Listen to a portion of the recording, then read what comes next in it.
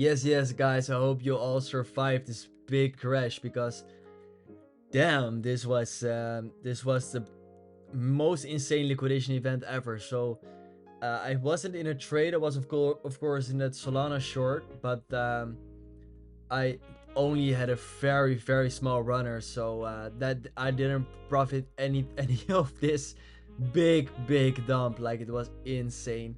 USDT went very high as well in a higher time frame, and Bitcoin is very interesting because we are now still in this range, and we just deviated this range on Bitcoin. Like they didn't even change that much on Bitcoin. So I'm gonna discuss what we could have traded if I was in fucking Asia because the trades were there.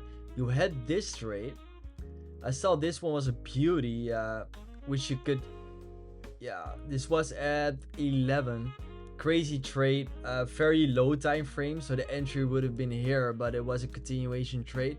Not the easiest trade, but at 2 a.m., that's the trade I want to talk about because you had a amazing trade there and you had a distribution again. So let's go back in time and let's trade this like a real trade because what do you see here after a big dump? Always you feel that wick, right? So you go higher after that. You have a V-shaped recovery. You go higher and you touch the EQ of that new range and you got a new range where you probably will accumulate. Okay, that's how it works. But right here you're waiting for that dump to fill that price, to fill that big wick right there. So you had actually the range here from high to low. And why is it from high to low? Because you're in an uptrend, and you might say, hey, you're in a downtrend. No, because the local structure was going like this. Okay, this was the local structure. You had a deviation right there, and you could probably have a trade right there. So let's see what happens here because we have a big range inefficiency. Like this is your whole range inefficiency. So you have price going lower, touching the EQ, confirming the range, and going higher, and there's your first deviation. So that actually is going to be your tab 2. This is going to be your tab 1, and right there you're watching for a distribution model. But the thing was, what was the POI for your distribution model? Because you had some supply right here. This was looking very nice. I didn't trade it again. I was just asleep. But if you were in Asia on a Saturday morning, you could definitely have traded this because you had your tab 1 right here. As I said, you have your deviation of the range which you drew from high to low with your big range inefficiency, and you see price leaving liquidity behind. Okay, so you have your tab 1, you have your tab 2, and right there you're watching for your tab 3, and your tab 3 was right here because this was your extreme liquidity. But you want a break of structure, and you never broke structure right here to bearish. Otherwise you could have already shorted this. Okay, but right now you're watching for a model 1, and what you have price coming into supply. You have your tab 1, you have your tab 2, you have your tab 3. Like it's the same. And now you're gonna watch for a break of structure, and you even, if you don't even see this as your beginning of the range, you could even see this as the beginning of your range. Okay, while this being your 1, this being your 1, and this being your 2, this being your 3. Okay, so what happens here, you're waiting for a break of structure, and of course to take it way lower. And structure was saying this. Structure was higher, lower, higher. You had 2 candles going down and then enough candles going up. You have to break this structure right there to confirm the model. So the break of structure is going to be here. Boom. And you break structure right there on that point, and the RR is not that significant. It's nice, but the RR right here to this range low is a 2.6, so that's a very nice trade, of course. And the 1 minute structure was actually here because you had 2 candles going down right there. So you have price going up till this point, because right here you have 2 candles going down, which are marking your structure while you go up. And here you have not 2 candles going down, and I'm going in that in a minute right now, because right here you have 1 bearish candle. This is not structure. You have one candle going down, two candles going down. This one is going lower than the other one, which makes this structure. So your 1 minute structure break would have been right here, and there was the close anyway. So that would be your structure break.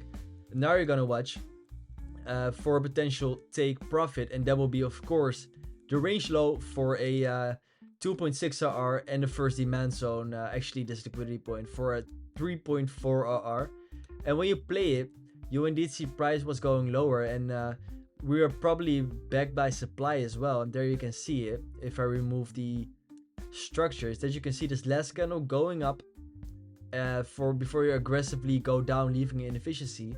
So you were also backed by supply while breaking structure. Okay, so that's very good to be backed by supply.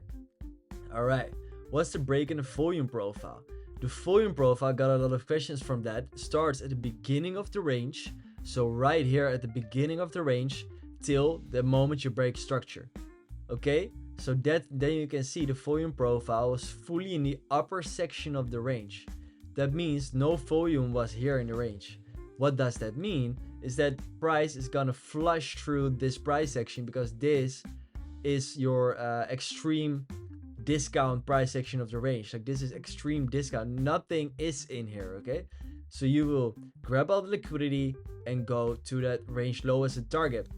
So you're in a trade, it can fail, it can still fail, because you just stick to your plan. Every trade can fail, it's a probability game. And when you see price moving right here, you might go to that supply, but there you see you went lower already, and price took its time before it went to the range low target. It even went up all the way without still mitigating that supply, and it went ranging, and price just really took its time before going to that range low right there as your target.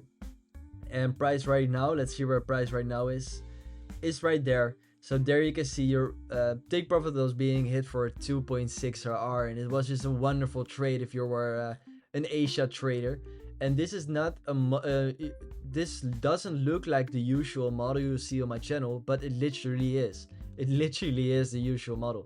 The only weird thing, what looks weird, is just this price section of the range, but that's only a good thing because you have a massive range inefficiency. Okay, so you have your 1, your 2, your 3, your break structure, and there price goes to the target, and it took its damn time.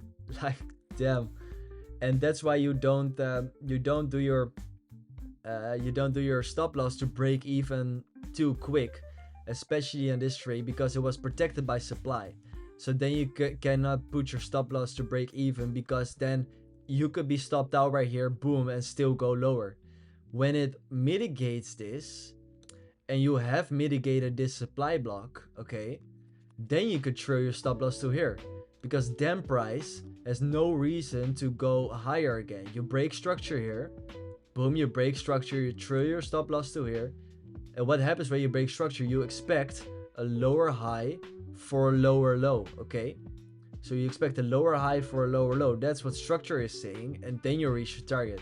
So then you can move your supply to that point when you break that structure, but for now you cannot. And this will be a massive winner, 2.6 RR. Guys, I have massive news, because a new group is starting soon. Just watch on my Twitter, watch on my X what is coming, because you will just you're all going to be profitable if you just put in the time, listen to my YouTube videos, and ask a lot of questions. Okay, guys, I promise you good times ahead, and I'm very excited for the future. All right, ciao ciao.